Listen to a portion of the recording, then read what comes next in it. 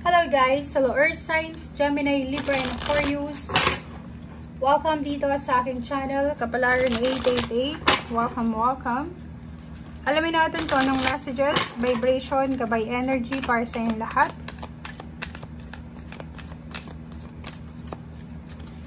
General reading to guys, so pwede kang makaresonate. Gamitin mo lang ang iyong intuition sa panonood.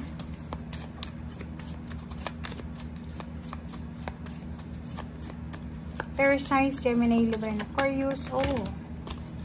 Earth Signs, Gemini, Libra, and Aquarius. Number 29 and 9. Isang babae.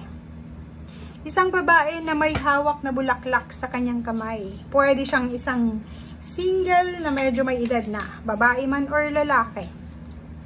Okay, so dito sinasabi ng baraha na may naghihintay dito na isang babae or lalaki na pumasok yung relationship sa buhay niya. Nakikita natin dito guys na isang babae or isang lalaki to na medyo may edad na siya. It's either naghihintay siya ng pagbabago sa buhay niya, or it's either naghihintay to ng relationship, it's either naghihintay ng bagong trabaho, it's either naghihintay ng pagbabago. Parang ganun. Comment down below if resonated ka. Or pwedeng isang nanay or isang babae na naghihintay siya kung kailan siya mabubuntis, kailan siya pakakasalan, or paano man to. Or pwedeng naghihintay siya kung kailan siya aalokin ng kasal.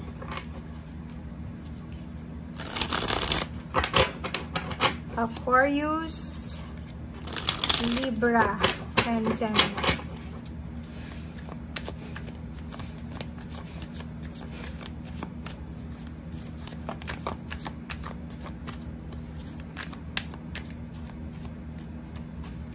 Spade siya, diba? So, ang tagal-tagal niya nang naghihintay. Parang may isang babae ditong medyo natatakot na siya kasi nagkakaedad na siya. So, hindi niya alam kung hanggang kailan siya maghihintay. Parang ganun. Sa pag-aasawa, sa pagkakaroon ng pamilya.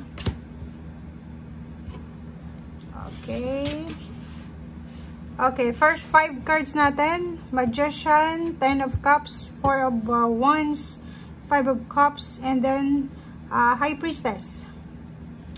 Okay.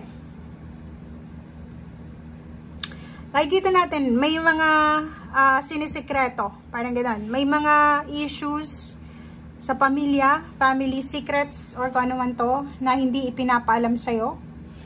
Parang gano'n. Or meron ditong mga surprises. Surprise party. Or so comment down below. Air Signs, Gemini, Libra, and Aquarius. Nakikita natin dito na isang magkakapamilya to. Like nanay, tatay, kapatid, family, relatives. Kayo ay nagbabalak kayo, nagpaplano kayo ng isang celebration. Family celebration like reunion, or pwedeng 60th birthday ng parents. Kung ano man tong surprise party, is either birthday party, wedding anniversaries, or kano pa man. Nakikita natin dito na pinag-iipunan nyo to. Pinagpaplanuhan nyo ang surprise na to. And nakikita ko sir dito na gagawin mo ang lahat. Diba? Parang iniisip mo, gagawin ko ang lahat kasi ayoko magsisi sa bandang huli. Lalo na kung ang mga magulang mo ay medyo may edad na. So parang gusto mong ibigay sa kanila yung sorpresa na yung pinapangarap talaga nila. So, unang-una, pwedeng yung surprise mo sa kanila is ikakasal ka na, or pwedeng ipapatayuan mo sila ng bahay, parang ganon, or pwedeng ang surprise mo sa kanila is paalis ka na papuntang ibang bansa, or pwedeng bibilan mo sila ng mga material na bagay, bahay, lupa, sasakyan, or kan pa man, negosyo.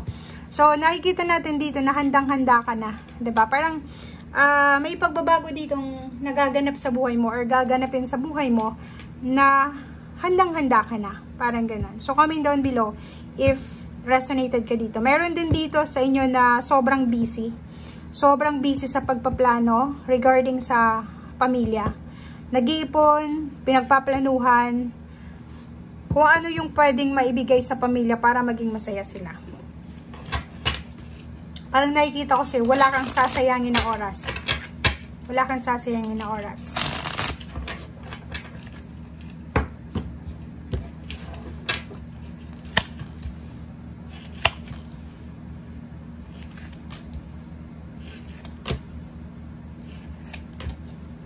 Okay. Meron din ditong air signs, maybe ano to, nakikita natin Gemini. Pero hindi ito sa lahat ng Gemini. Pero nakikita natin dito, may mga iba sa inyo dyan na medyo malungkot.